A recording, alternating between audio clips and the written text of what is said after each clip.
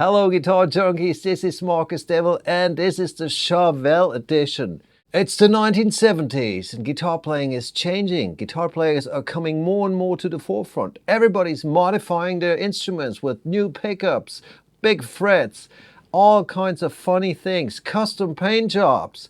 Nobody seems to want a regular Fender or Gibson guitar. They want a hot rod like Eddie Van Halen, Alan Holdsworth or Steve Morse, or at least put some DiMarzio pickups in your 59 Burst. Things were changing. There was more virtuosity going on, longer guitar solos, and Eddie Van Halen completely destroyed the scene. He was the undisputed king of rock guitar. Holdsworth was emerging. He had a Strat with 2 humbuckers. Steve Morse had a Frankentelly with 4 pickups.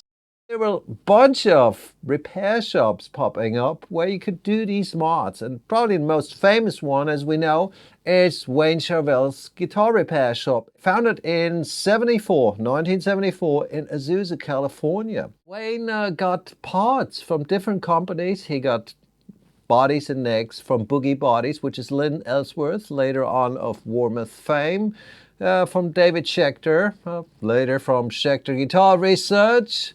And there was a small pickup maker called Larry DiMarzio, which was supplying him with pickups. They were doing their thing for 4 years, but Wayne had enough in '78 and he sold the company to his former employee, Grover Jackson. And Grover just took it one step further and started to make bodies and necks himself. He could get custom paint jobs, just everything, anything you wanted, really.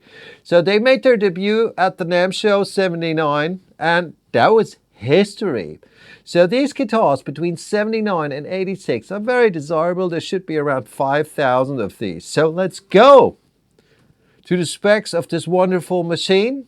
This is a '79 San Dimas Charvel, 1-piece maple neck with a 10-inch radius, which you really have to imagine there was no such thing as a Fender style neck with a flat radius and big frets. We have big jumbo 6100 frets. We have wonderful tuners that work perfectly, like on the first day after 45 years. That doesn't seem to happen much anymore these days. The neck is really the unique selling point for a Charvel guitar. It's just, every time you feel it, it's like, wow, I just want to play.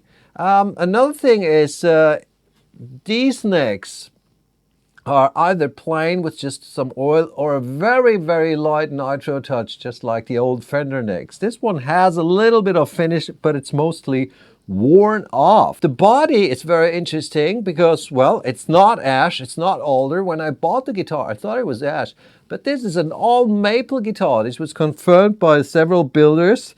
And the great thing for me is it really can keep up with my vintage Gibsons and Fenders. It sounds different, it has its own character, and that's a good thing for a guitar. Not only for a guitar, but a lot of shred guitars, they're easy to play. They might be fine to look at, but then you compare it to a vintage guitar, and in a studio situation, it's like, no, thank you, next. So this is really unique about these early Charvels. They're tony guitars. Next innovation that we have, and take for granted these days, there's a deeper cutaway. Of course, it's not like on an Ibanez or something, or later on in the Jackson guitars, they had more extreme cutaways.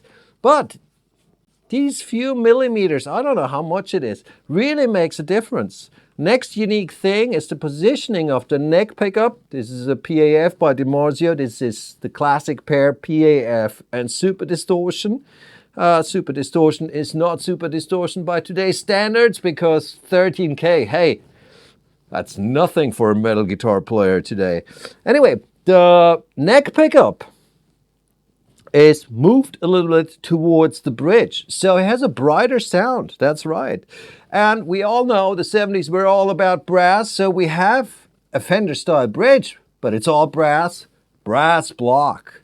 And that really adds to the sound too.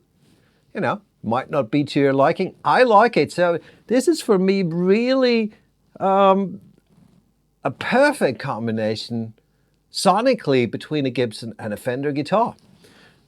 And we have Eddie style, of course, one knob, Gibson switch. Did I forget anything? Well, they're cosmetics like rosewood dots and side dots.